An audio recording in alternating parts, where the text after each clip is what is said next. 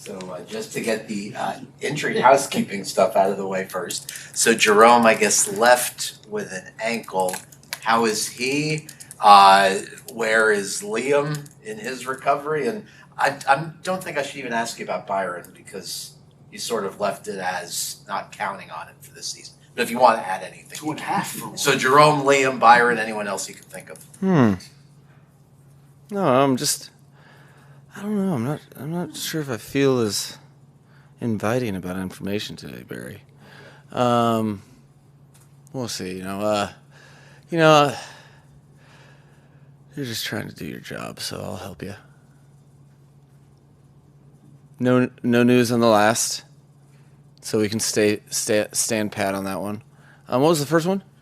Jerome left with an ankle. Oh yeah, yeah. He was he had a lower extremity, but he seemed pretty solid today. I don't unless anything comes across my plate unforeseen. I think I think we should be feel very comfortable with him. Then the next, we I don't know when it's going to be, just because, you don't with Liam. I don't know when it's going to be. There's been no setbacks at all, but I'm not sure if you've written about or if anyone noticed he was playing by far his best ball that I think PFF noticed actually, which is neither here nor there. But he was playing his best ball when he got hurt, which was kind of frustrating. Our grades matched PFF's, I guess. So what I don't want to do is rush the process with him and not build upon the good ball that he was playing. So as it stands right now, I feel pretty good about him getting a good week of practice in. I'm not sure what that's going to mean. I don't want to get ahead of myself. What that's going to mean for the game, but I know it's not if but when. So I'm feeling good about how he's progressing and not taking a step back, and I want his confidence to be the same as when he left. Was there another one? I think that's it, unless there's anyone you can think of that we forgot. You would never. You would never forget. I think we spoke to Javon, obviously, about the neck roll and the stinger he got. Yeah. And Jalen seems fine, so he seemed pretty good shape. Yeah. I guess Eric Rowe and Jeff Wilson obviously couldn't go. Too early to tell with them, or were they close? No, both of them were fairly close. I had to rely on my my past experiences with Jeff Wilson to protect him from himself. And as you could see, we have some capable depth at that position. I think that was a little bit on display this past game. So he's looking solid. Hoping he's such a tough guy that I have to be very proactive with him so he doesn't do some negative stuff to himself or the team in that way, because he's an important part of this team. So we'll take day by day both of those guys. But it was definitely. I wouldn't have been betting on whether they both would have played last game, because I would have left myself vulnerable to some losses, and I don't like losing bets. That's why I don't bet that much. Is it a relief to be coming back to play at home after 3 straight road games, including a lot of travel, some elements, and even a hostile environment in the last game? I mean, I kind of knew what it was. I guess, yeah. I love the home stadium. I feel like I've lived in Miami my whole life at this point. I don't know why. It's just I had to go into the West Coast. I was like, what is this dry stuff? I hate lotion now. But yeah, I think I wouldn't say it was a relief though. The the point of that. We knew exactly what the trip was going to be like. We knew what those 3 games against good opponents. We knew it was a challenge, and we were kind of excited for that challenge. We know exactly what we ended up doing in those 3 games. So, that definitely wasn't the desired outcome. But at the same time, what I'm talking to the team about, and what I think is very important, that I really, really, truly believe deep down to my core, is if you're going to lose football games, you should get something out of it. I do think that moving forward, to make yourself better, to make that purposeful. Guys, I was very, very proud of the effort. I was very proud of the lack of excuses that were made by the locker room, the players, the coaches in general. Because now that I can talk about out in the open, yeah, that is difficult for sure. Time zone switches, but everybody has to go through their own stuff. But I thought they approached it with a severity enough to get something out of it. Because you're not gonna, if you go half in or utilize excuses and you lose, it doesn't really. You can just say, okay, we'll turn it up, and then you don't really get anything out of it. I don't see that. That's not to say that I see it as like. I don't know. I said something about asterisks last week about there's no asterisks in the win-loss column about inclement weather. There's also no asterisks for moral victories. So I'm not necessarily saying that as much as I'm saying that I think we allowed ourselves to utilize every experience because of our intent and our commitment moving forward. And if we choose to do it, and if we execute all the things that we haven't and utilize those experiences, we'll look back and say those were very beneficial. And that's the point, because it when you go all in, and guys really put forth their best effort under some challenging circumstances, you can, human nature is to kind of like, here we go again. But I'm very confident in the human beings on the coaching staff and the human beings in the locker room that we'll be happy to play another game. And we love our home venue, but it's not exactly like, oh, finally we're home. It's more that we need another opportunity to play football, because this is, it's a bad taste that you want to try to get rid of. You need some scope.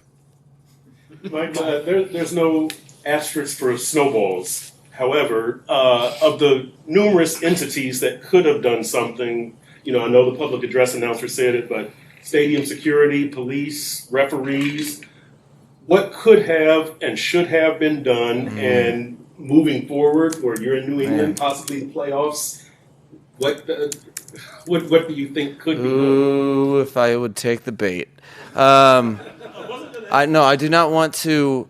I appreciate the question, and I do not want to insinuate that I do not hold your question in any sort of low regard or anything. I don't want to dismiss it, I should say. However, it is what it is. Like I said, the only concern I had was with players' safety, specifically with the ice balls going at people's heads. And I know the NFL is concerned with player safety as well. So, however it's handled, whatever, it's not for me to worry about. I should probably worry about coaching a little bit more. Mike, there are different philosophies on what I'm about to ask you. I know earlier in the year when the team was on that win streak, Tua made a reference, hey, we're not afraid to talk about the Super Bowl. We're not afraid to use those words around here. Now that you're a couple of wins away from getting your foot in the playoff door, is it just Green Bay this week, or is it Green Bay as a step toward the playoffs?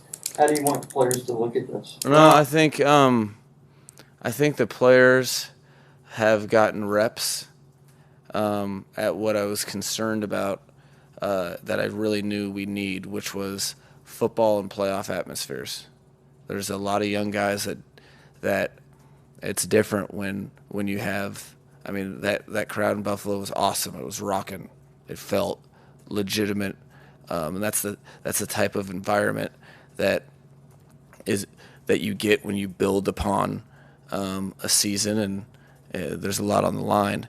I think specifically at the end of the season, you look less big picture because with the in terms of the only way that you can really do the things that you want to accomplish, you have to give full intent to the next opponent. So I want them to see one team and one team only, Green Bay Packers. What I do know is that game matters more than any other game. And I think when you're down the stretch, it's almost like you do reverse. You can talk big picture and talk about the goals when things are far away. When stuff gets closer, it's almost like you're challenging yourself to be more locked into the moment than other teams, players, individuals, because a lot of games are won and lost that way. When you start worrying about things that aren't right in front of you, which happens a lot, people can start talking to what type of this game is this, and you got to do this to this. No, I think you have to learn how it's one game at a time, or you are severely punished in this league down late in the season. You have to learn how to fully attack an opponent, because every single team that you play in these months have things to play for in one way, shape, or form, whether it's seeding, whether it's getting into the tournament, or whether it's taking out aggression on whether their lack of involvement in the tournament. It's all players really are motivated, and you don't want to have self-inflicted wounds because you're thinking about some games after the next. So I believe there's 2 games after Green Bay. They may or may not be in our division, but I don't know. You guys would have to tell me. All I think of is I'm like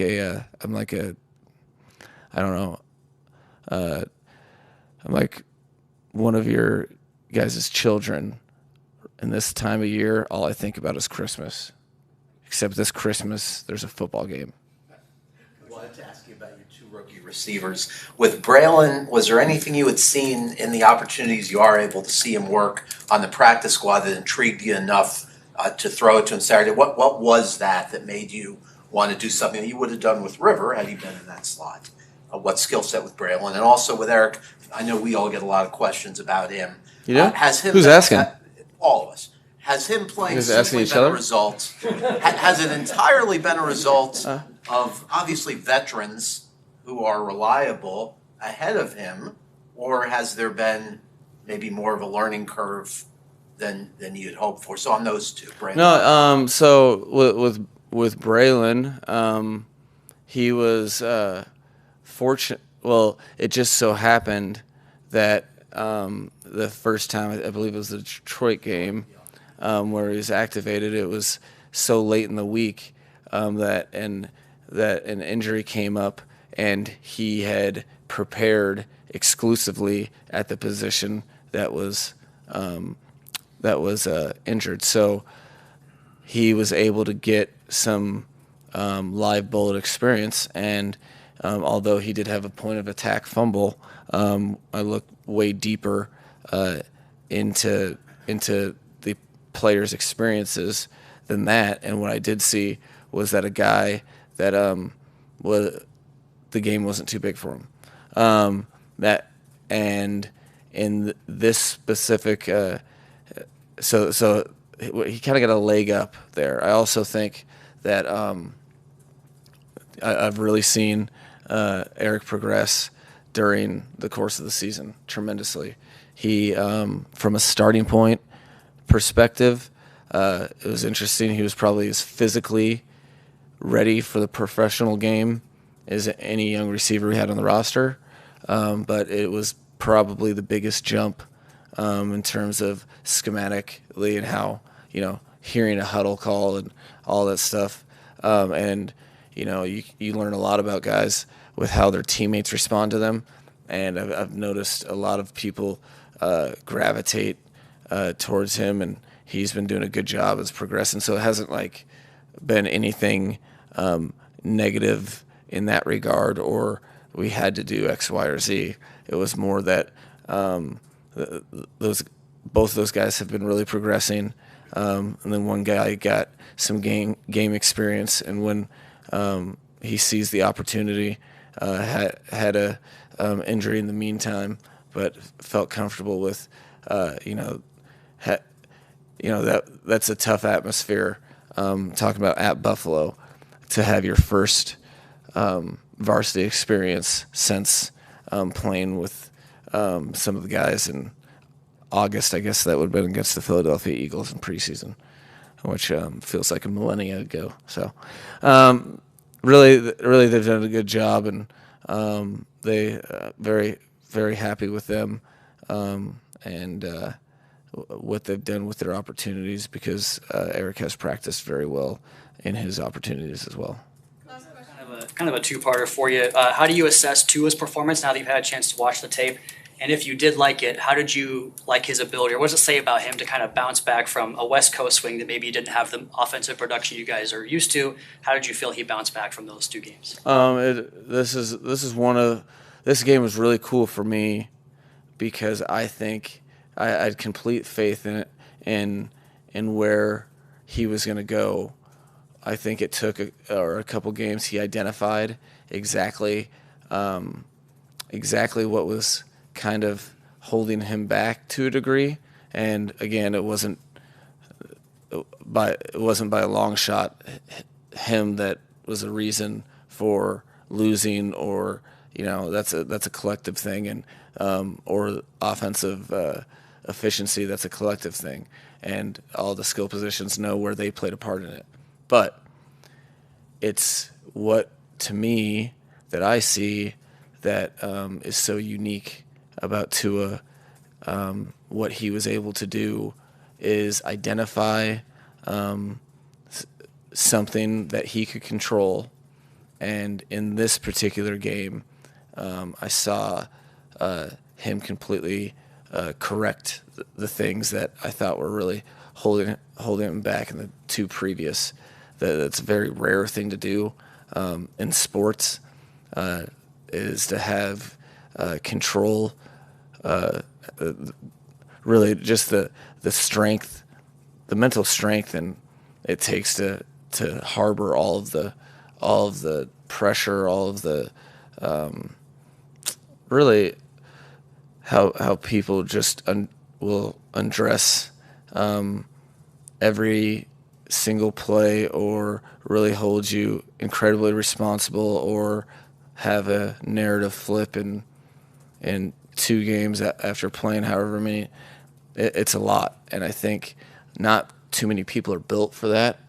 And I think we're seeing a young player that is exhibiting that game against Buffalo. He was exhibiting some of the things that I think make him so unique, and why I feel so fortunate to coach him, because he learned from the 2 previous games and was able in live speed to directly attack those. I think, case in point, there was a sack in I think it was the first quarter, down by the maybe on the 12-yard line, that he in game recognized that he hung on number 1 a little too long, and then because of that, kind of missed 2 and 3, which in the 2 previous games, it would have really, really affected how he played moving forward. It kind of reminded me of the Baltimore moment, to be honest, where he identified, oh, I'm forcing something, and then immediately has the mental fortitude to go back and persevere. There was another one in the 3rd quarter, I believe the first drive of the 3rd quarter, where he's dropping back and he's hanging on Waddle, and for a quick route, and they're not on the same page, which in the heat of the moment, you could either do one or 2 things. You could get down on yourself because you didn't anticipate what he was doing, or you could get down on Waddle, or you can move on to the next play. It was a throw that got batted down, like directly, like a Dikembe Mutombo swat. The very next play, he threw a 67-yard touchdown. So, and I don't know.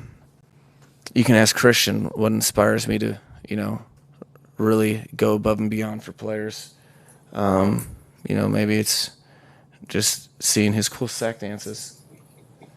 I transitioned completely. You just rattled me, and I had no idea. I was like, what? So that was a bunch of nonsense. But yeah, who you guys really want to hear from is number 94, the People's Champion, Christian Wilkins.